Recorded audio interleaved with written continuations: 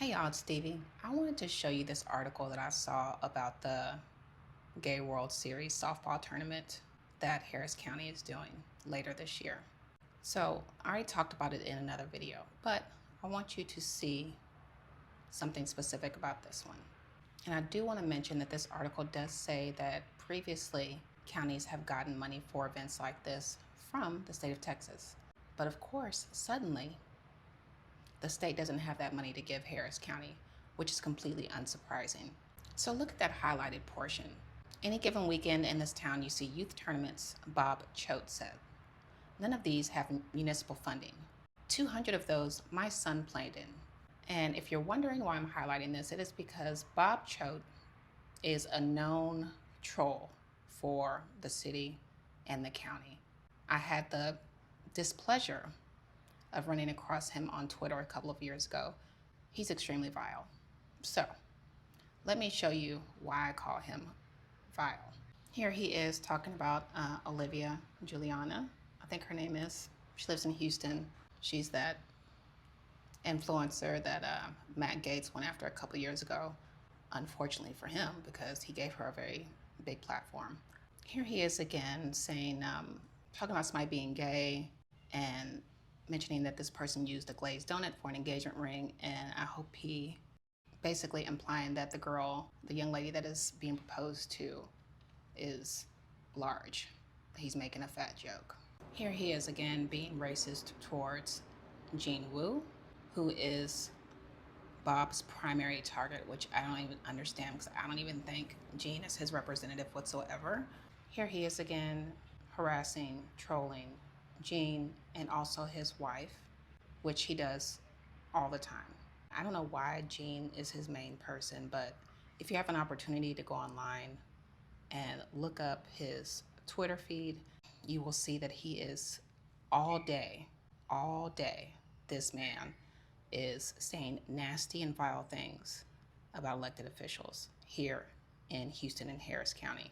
And for no reason other than he's just a lonely, bored old man. And I mean that seriously. He even jokingly knows himself that he is just miserable.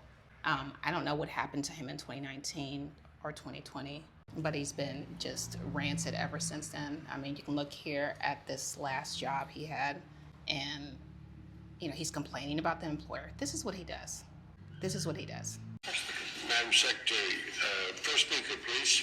Bob Choate. Item 41 that was tagged by Ms. Kamen and Ms. Jackson, thank you, 2 weeks ago.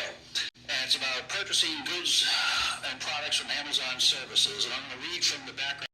So in that video, which was at City Council this year with Mayor John Whitmire, who I am no fan of, but Bob's complaining about the city of Houston utilizing Amazon as a supplier.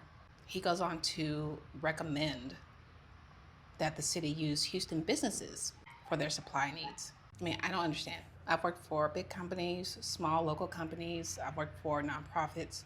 Everyone uses Amazon as their supplier for efficiency purposes and for easy accounting, especially when you have so many different departments, so many people approving, submitting different requests for products and supplies. The shit's insane. But that's one of the things he wanted to bitch about this year. Nearly every week I tune into these meetings of this council. I've also tuned into several committee meetings. So as you can see, I take more than a casual interest in the affairs of our city.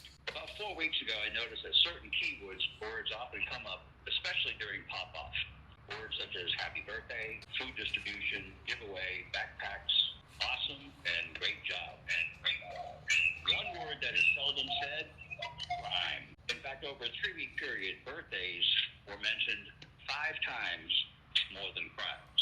I don't understand it, and neither do many of your constituents. You've heard about the Washington Avenue Entertainment Row from Mr. Jeff Berg, 3, 4, 5 times now? I live not far from Washington Avenue. I can vouch for what he has reported as I received the updates each morning via the Citizen app. One of your very own, Edward Pollard, spoke from the heart about the tragedy that occurred in his district just a few weeks ago. I thought, for sure, this is the door opener, the game changer. Sorrowfully, it was not. Folks, it's the elephant in the room, and it's hungry.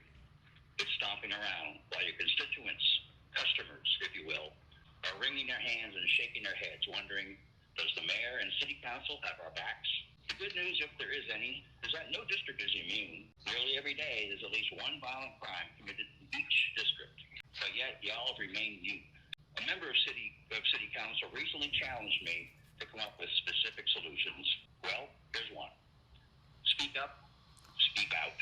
Don't fear bringing a topic into the sunlight. Use your pop-off time to share the low spots and the highlights, just as you do the football.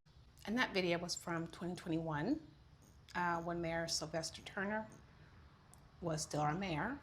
And I'm not sure if you heard Bob. He said he's mad that they do celebrations and that they don't talk about violent crime. And he was appalled that there's one violent crime in every district in the city every day, which to me sounds completely normal for a city of our size. I mean, I think I think that's fucking great. So, and then later on in the video, he says, I was told that, instead of just complaining, basically, that I should come up with some suggestions to resolve the issues, right? And I'm not sure if you heard him, but what he said was, his solution was, speak out loud. Basically, he said his solution to the problems that he was complaining about was to just talk about them. So he didn't take the person's recommendation. And then when he was done talking, God bless Sylvester Turner, because he, thanked him for his comments and went on to say, crime is important. It's a big focus. We're spending so much money on it.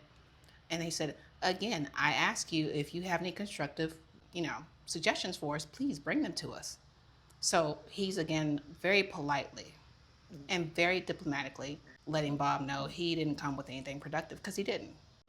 So my question for Nick Notario at ABC 13, I'm trying to figure out why the only person he could seem to find to give a quote was someone who is clearly spending his entire miserable life trolling our elected officials and just being a miserable person. Again, I recommend going online and looking at his Twitter profile.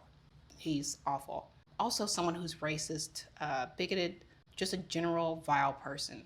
And it's being, his quote, Bob's words are being presented to us as the regular, everyday resident.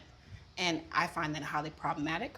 I think that anything that comes from Bob should be scrutinized. But I honestly, I hope that ABC and Nick in the future do a better job of kind of screening who they're taking quotes from, because I think it's important for the reader who is reading this article to know the person that's giving that quote, because it matters. Again, this is that media stuff I was telling everybody that was going to come as we got closer to the election. So, yeah, not going for it.